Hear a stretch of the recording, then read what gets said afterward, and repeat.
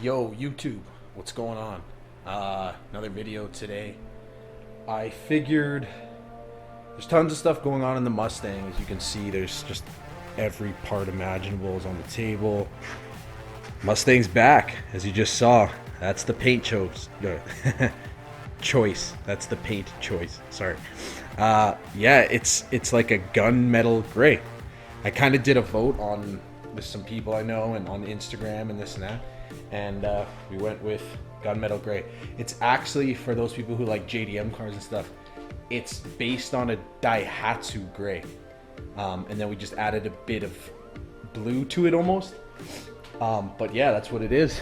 So we got it back, and I'm pretty stoked. I think it looks pretty sharp. The original choice was black, but like the FRS is black, and I just figured change it up, and the black is just a pain in the ass to take care of. So that'll be easier to deal with, and I think it looks really sharp. Working on the 302 today, changing some stuff, cleaning it, getting ready to paint that as well. That will be black, but it's just a pain in the ass. Anyways, so today I wanted to do a video. I figured some people would be maybe interested, younger guys or guys who haven't done this before, who own a 240, who want to know how to do an oil change on a 240. It's going to be a pretty straightforward, short, simple video, how to do an oil change on a 240. I don't know. I figured sometimes people have questions. Maybe it's your first car, or you've never done it on this car before. What you need, and how long it takes. It's a really simple job, 20 minutes. Anybody can do it. You have a wrench, a couple sockets, some oil, and a filter, and that's all you need. So let's get at it. I'm gonna get the car on jacks, and then we will go from there. Okay, 240's up in the air. First thing you want to do, pretty straightforward. I'm lucky because I got 2 floor jacks, but you just go right into the frame rail. Well, that's the way I do it anyway. And jack it up so you can get the jack stand under there. Get your jack stand set up. Make sure you block the rear wheels. I'm just using some pieces of wood. E-brake on. And that's it. Once it's jacked up, like I said, make sure you have jack stands as well, because you don't want your car falling on you halfway through this. So that's the first thing you do. Okay, now that we got the car up in the air, you're going to take a 14 mil socket wrench. It's going to be pretty dark, so I don't know how well you're going to see this, but the oil pan is the only pan that's in the bottom of the engine. And once you loosen it with that wrench, you're just going to pull the bolt out and let that drain. So once that drains, just give it a few minutes to actually drain. Get off my back here. So before we go any further, I just want to keep in mind that this is a 90 240, so this is a KA24E, so that's the single overhead cam. If you have a DE, it's going to be the same process. I'm pretty sure it's the same oil capacity, and I believe, don't quote me on it, but the SR20 is going to be the exact same as far as oil capacity. With this and the DE, if you're doing an oil filter change as well, which I always do, I'm not sure why you wouldn't, but it should be 4 quarts. I do 4 quarts anyway, and that's usually bang on.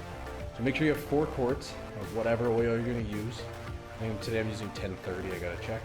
And you have your filter, and on this motor and the D, like I said, should be the same. The filter is on the passenger side. It's kind of in a weird spot. You just gotta reach down under here about 6 inches, and it's right there.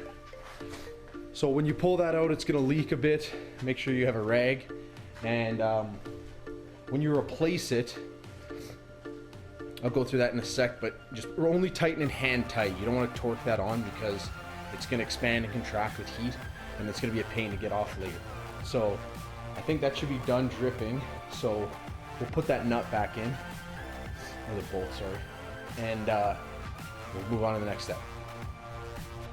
Okay, so I got the oil filter off. In an instance like this, where the oil filter is really difficult to reach, these are totally worth buying. It's an oil filter wrench. Just find out your size, and it makes it way easier because you can just get a wrench in there. So this is a 74, 76 mil, I guess. I'm not exactly sure. I got a few of them, but they're a couple bucks each, and they're totally worth buying because, like I said, it's difficult to get to. So once that's off, you're gonna get your new oil filter.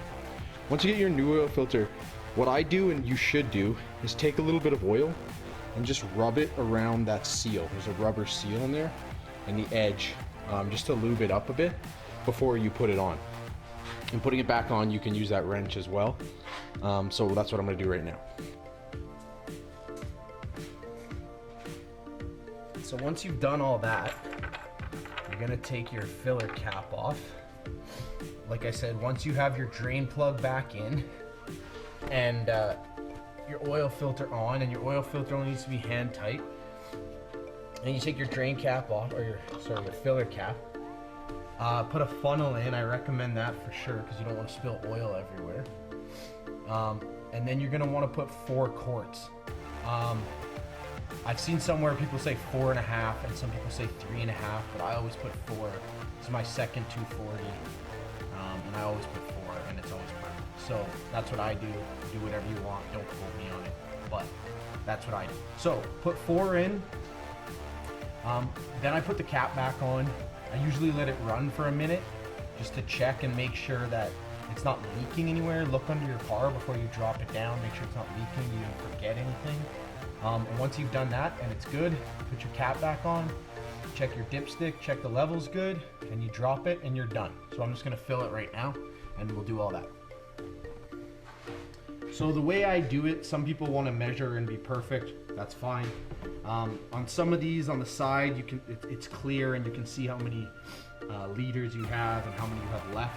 So this is 5 liters, so obviously I'm just gonna fill it until I have 1 liter left, and that's it. Let's do that.